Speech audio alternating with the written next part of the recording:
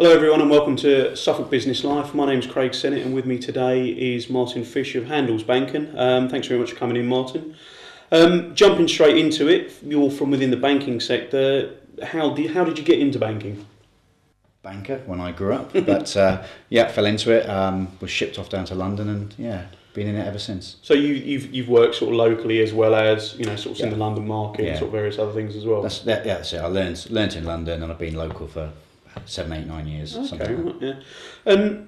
Handlesbanken, obviously, I know of it, a few others will, sort of thing. Mm-hmm. Can you tell us a little bit about it for those that don't? Yeah, it's an old Swedish bank, founded 1871, in 22 countries worldwide, but only in the UK since about 1982.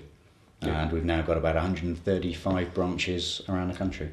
Okay. So focuses on corporate, personal banking, but a very traditional bank. Doesn't really do a lot of the investment banking or anything like that. Okay, right. I mean, obviously I know you've been in banking sort of previous to Handlesbanken. What was it? I know someone that joined there. That's how we got in touch. What was it drew you to Handlesbanken? It was the promise of being able to make local decisions. Okay. Very, very traditional way of doing things. Not a sales-driven environment at all. And a bit more grown up, I think. Okay. So it's funny that because a friend of mine, someone we did a previous interview with, sort of Kevin Ward. I know when I was talking to him, I sort of used the example that my father, I remember he used to go to Midland Bank all the time. Sort of pretty much every Saturday I'd sit in the car, sort of blissfully unaware. But I always kind of got the impression that my father knew his bank manager. Yeah. And essentially that's something that I think we're probably missing from a lot of banking, particularly business banking. Yeah. Absolutely. And when we were sort of talked off air, I know you sort of said that that's an area that you felt was really attractive about Handlesbanken in that the decisions are made locally. So you've got someone potentially that's going to understand a bit about your business, fight in your corner, essentially. Yeah, absolutely. And for example, the Ipswich branch has been set up to look after Suffolk customers only. We don't get involved in geographically distant business, and it is to do with understanding that business. We take our time to get to know people and businesses. We can make a consistent decision and more importantly, the right decision if we do that. Okay. And would if there's a sort of customer that's got, for example, 20 branches around the country, but head office is within Suffolk, it would be the Suffolk branch that would look after them? Absolutely. Okay, right. Yeah. And sort of looking at sort of business sectors and stuff for Handlesbanken, are you sort of specialists in any areas or sort of happy to deal with good viable business regardless of sector sort of thing? Yeah, absolutely. We don't really segment by sector. You can have a terrible sector reputationally, but you can have some great businesses in it, and vice versa. Brilliant sector and some awful businesses maybe. But no, we just look after good quality businesses and people. It doesn't matter what sector they're in. You've obviously worked for banks sort of prior to Handlesbanken. Have you sort of found the approach different at all? By in terms of what you do in your day job, are you doing the same as you used to do previously, or does it feel like the brakes are taken off and you can go and do a bit more than you would have normally done? It's hugely different.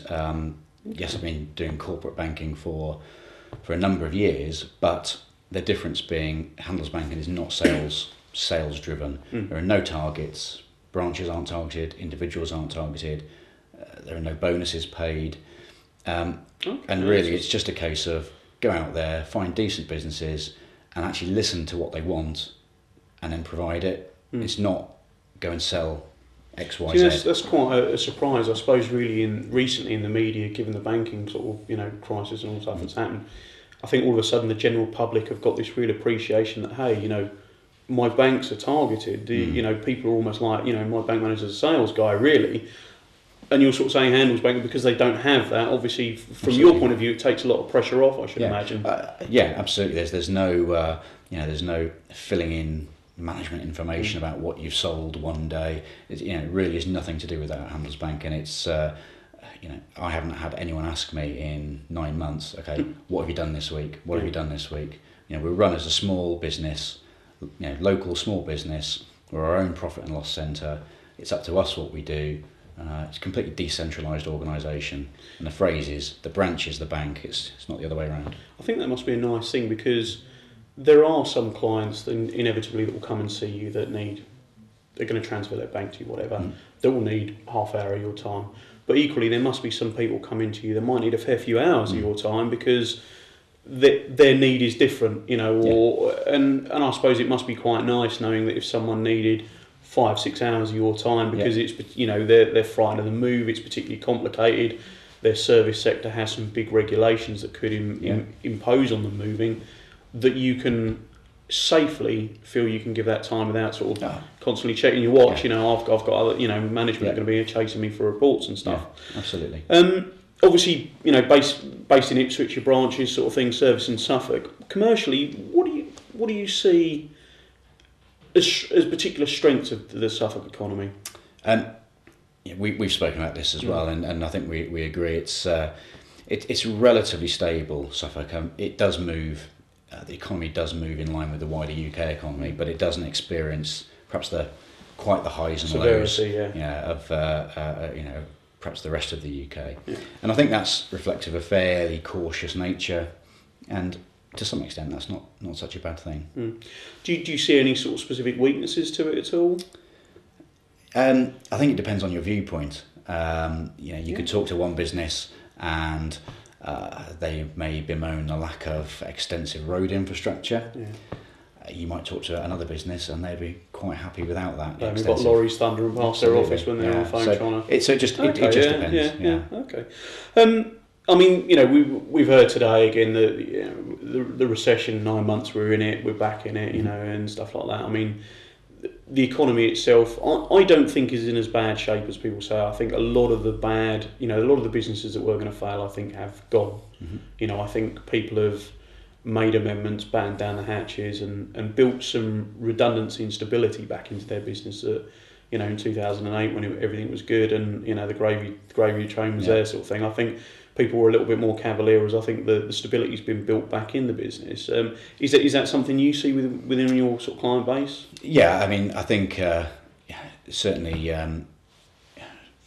from Handlesbanken in Ipswich's point of view, our customers are all doing very, very well, very nicely. I'd like to think that's because we help choose some good businesses. But no, the recession or the downturn is certainly a very real thing. It's not going to go anytime soon. We're going to have another difficult year, I think. But we don't need to get back to high levels of growth. We just want stability. If there's stable levels of growth, that'll suit everyone. We can all move on.